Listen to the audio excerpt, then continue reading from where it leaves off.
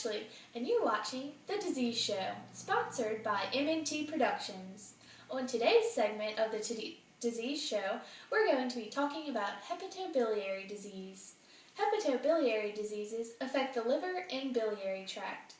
With these types of diseases, the function of the GI tract may be impaired and tube feeding may be used for the patient to receive all of the nutrients that they need. One kind of tube feeding is called total parenteral nutrition, or TPN. Vitamin supplementation is an essential part of TPN. Up to now, hydrophilic and lipophilic vitamins could not be mixed together and had to be administered separately. Cervinet is a vitamin prepared that was designed for parenteral nutrition for TPN. This includes glycolic acid and soybean-derived lecithin, which made it possible to combine the water-soluble and fat-soluble vitamins all into one vital.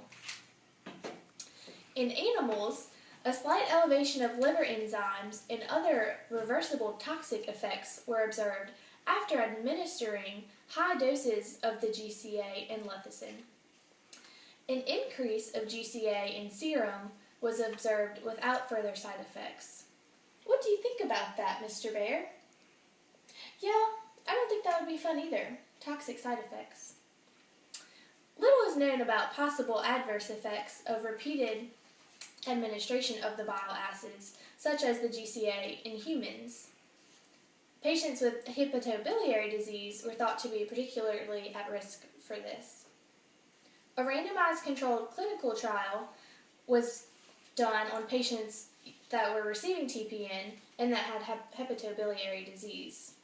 The Cernovit, or the control supplements, were used for different groups in the study. 74 patients were enrolled in the study, and they were assigned to 5 different study groups. The first 2 groups were patients with hepatobiliary disease, and they were randomly treated with either the Cernovit or the control combination of vitamins. Patients with extrahepatic gastrointestinal disorders were randomized into 2 more groups, and then the 5th group was made of severely ill patients from the ICU who were all supplemented with the Cernovit. The TPN duration varied from 4 to 53 days, and the TPN was calculated on an individual basis for each patient according to their energy requirement using the Harris-Benedict equation. Fasting serum samples for measurement of bile acids were taken once a week and centrifuged, and then the bile acids were extracted from their proteins and prepared for liquid chromatography. There was a buffer A, which consisted of 59% methanol and 41% potassium dihydrogen phosphate that was used for the chromatography, and buffer B consisted of 66% methanol and 34% potassium dihydrogen phosphate. For the first 10 minutes of the chromatography, 100% of buffer A was used, and then it switched to use 100% of buffer B for the remaining 8 minutes. Using this method, 10 individual conjugated bile acids could be measured. A statistical analysis was performed for the results, and p-values of greater than 0.05 were considered as statistically significant. As for the results of this study, at the beginning, the total bile acid levels in serum were elevated above normal in 53 patients, especially the patients with liver disease. And during TPN, it was observed that 35 patients, without statistical significant difference for patients treated with Cernovit, had an increased level of serum.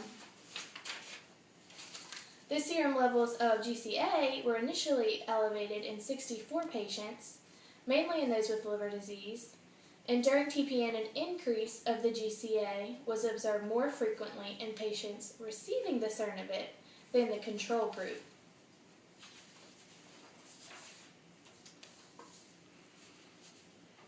During the clinical course, hepatocellular damage increased slightly, diarrhea occurred, and total bile acids slightly increased, but this was a minor extent.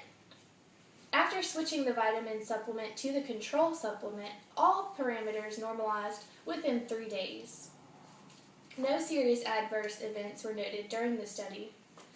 Death during the treatment did occur in 7 of the 66 patients with the hepatobiliary disease and 5 of the 8 patients from the ICU, but there was no relation between the cause of death and treatment by the study medication. To wrap things up, in general, a repeated dosing of GCA during TPN was well tolerated, even in the patients from the ICU, including those with severe liver disease. After treatment was switched to the control vitamin preparation, the Cernavit, the elevated liver parameters normalized within a few days.